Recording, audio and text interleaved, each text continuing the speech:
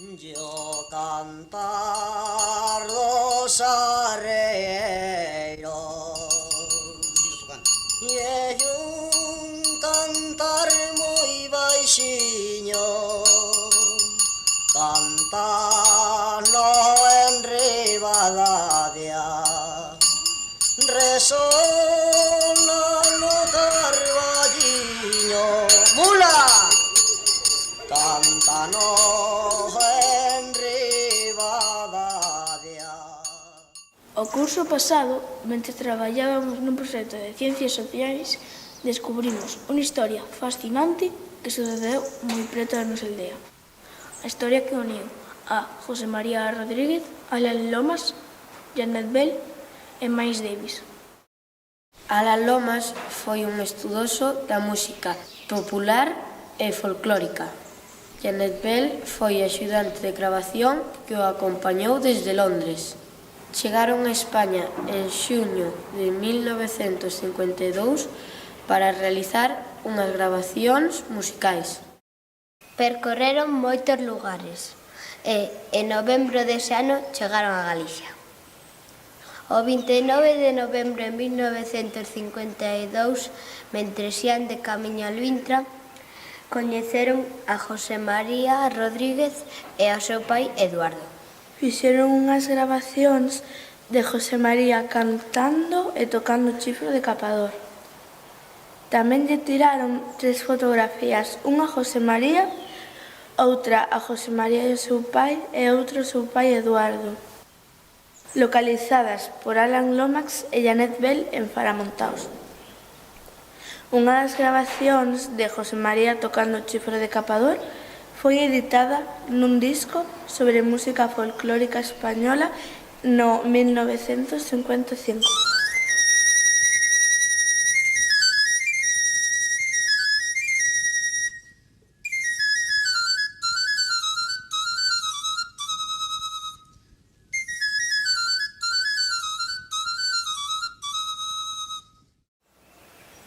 Ese disco caeu en mans de Miles Davis, que se inspirou na melodía que tocou José María co seu chifro para compoñer o tema de Pan Piper, editado no 1960 no disco Sketches of Spain.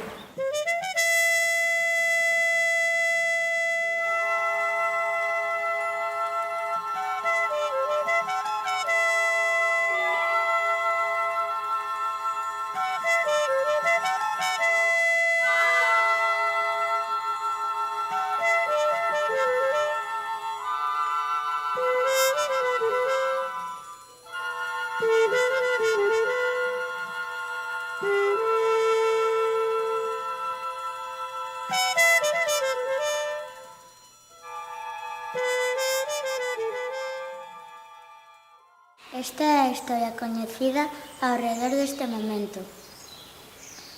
Mais, a partir da nosa investigación, puidemos saber detalles novos deste acontecemento, que os meus compañeiros e compañeras van a dar a coñecer agora mesmo.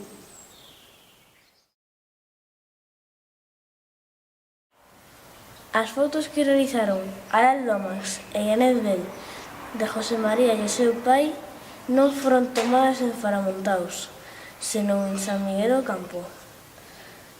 Sabemos o lugar exacto onde se fixeron porque as casas que se ven detrás deles aínda están en pé.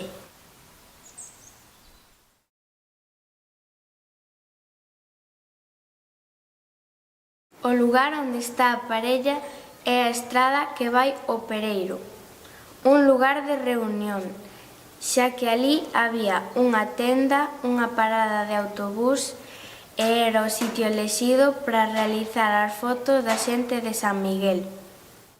Alan Lomax e Janet Bell estiveron aloxados en Ourense, no Hotel Barcelona, e na súa estancia na cidade pediron axuda e recomendacións a Xesús Ferro Couselo e a Xaquín Lourenzo en relación ao tema das gravacións que debían realizar nesta provincia.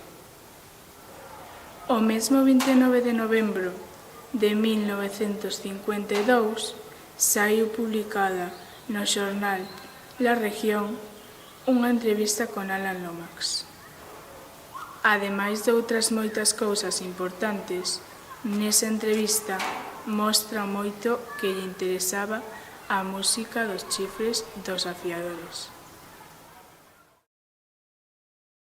Tamén obtivemos moita información directamente de Celita, sobrinha de José María. Soubemos que José María era fillo de Eduardo Rodríguez e Delfina Álvarez, que naceu o 29 de decembro de 1920, que naceu en Nigueiroá, que era capador como seu pai. E sabemos incluso cal foi a casa onde viviu. Celita contounos que no ano 1955 emigrou a Venezuela. En Venezuela montou un estudio de fotografía chamado San Miguel do Campo. José María regresou máis de 20 anos despois, xa que estaba enferma de cancro. Morreu na súa aldea o 15 de marzo de 1978. Celita mostrounos varios obxetos que perteneceron a José María Rodríguez, entre eles o seu chifro. O mesmo chifro con que gravou a melodía para Alan Lomax e Jeanette Bell e que inspirou a Miles Davis. Máis tarde soubemos que no 1953 Alan Lomax escribiu unha carta a José María, acompañada por varias fotos. Nesa carta, Alan dirixase a José María como se fose o seu amigo, polo que creemos que guardaba unha relación moi especial e estreita con cada unha das persoas as que gravaba. Na carta tamén lle comenta que decidiu incluir o seu toque de chifro como o primeiro tema do seu disco de música folclórica española. E contalle que, como a melodía é tan bela, vai resultar un comezo maravilloso para ese disco. Ata lle di que desta vez vai facerse famoso.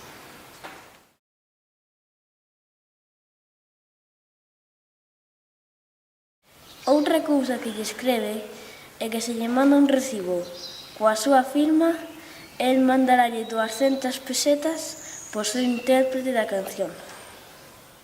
Tamén descubrimos o recibo que firmou José María. Nese recibo, José María ponlle título á súa canción que gravou co seu chifro, Alabada de Vigo. Quizáis quixo escribir Alborada de Vigo? Non sabemos a resposta. José María enviou o recibo e supoñemos que recolleu as 200 pesetas.